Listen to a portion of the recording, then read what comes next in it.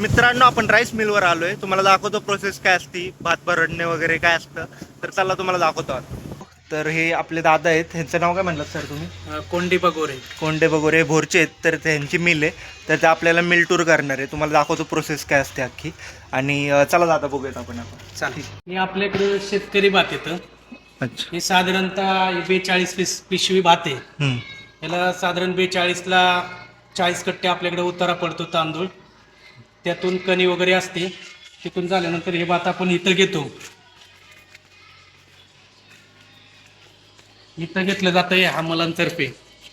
इथं घेतल्याच्या नंतर हे भात इथून वरती जातं. वरती जाऊन फिल्टर होऊन कचरा हे याला एलिव्हेटर म्हणतात. एलिव्हेटर साईडला होतो कचरा. हा कचरा साईडला झाल्यानं फिल्टर झाल्यानंतर पुढं जातं. अच्छा. पुढची म्हणजे इथं फिल्टर होतं, राईट? हा, इथं फिल्टर. हे फिल्टरची प्रोसेस होती इथं.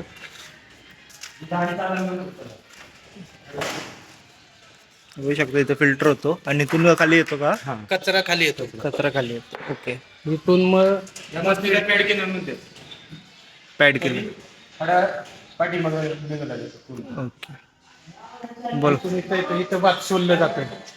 या मशिनीमध्ये इथं सोललं जातं भात. लबर शेल ओके. सोललं म्हणजे त्याचं जे हे असतं फुलकट ते निघतं. त्यानंतर इथं तांदूळ तयार होऊन येतो. हा लब्बर दोर आहे ना, हे लब्बर आहे. हा लब्बर दोर आहे. इथं भात पडले की हे असं सोडलं जातं. डायरेक्ट सोलून निघतं. ओके. चला पुढं. तांदूळ होतं तयार. तिथं एक खाद्याचं मशीन आहे तांदळाचं आपलं नवीन. त्याच्यातून तिकडं ते का हे वालं? अच्छा. मॅग्नेट पुढे एकही खडा जात नाही. सगळीकडे पूर्ण प्रतिक्रिया होऊन स्वच्छ फिल्टर होऊन इथं तांदूळ येतो. या मशीनमधून या मशीनमध्ये. इथं लाईट पॉलिश होतं. ह्याला व्हाईटनर म्हणतात. काय म्हणतात? व्हाईटनर. मग लाईट पॉलिश. ठीक आहे. पॉलिश. Air polish. हे काय म्हणलं तुम्ही sir? Gauge master. Gauge master. इथं फुल पॉलिश होतं. फायनल. ओके. इथून पूर्ण तांदूळ चाळणीत जातो. चाळणीतून शॉर्टेज होऊन कणी तांदूळ वगैरे बाहेर. आणि हे लास्ट प्रोसेस राईट? हा, लास्ट प्रोसिजर.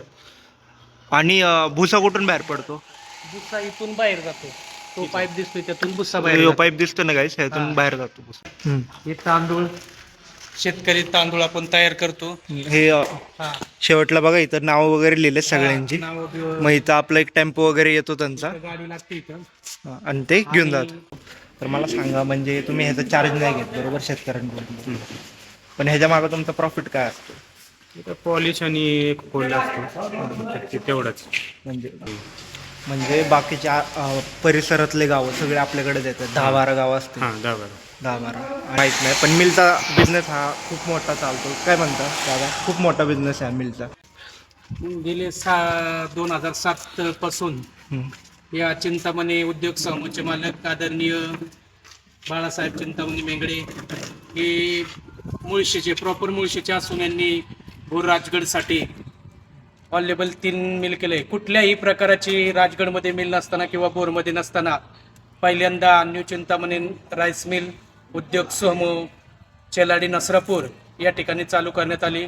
तर गैरसोय होती, म्हणजे राईस मिल नव्हतीच ह्या भागात. त्यानंतर इथं या आपल्या आसकवडी मारेगासनी गावामध्ये टाकण्यात आली आणि त्यापासून खूप प्रतिसाद, खूप शेतकऱ्यांचा प्रतिसाद इथं मिळतो.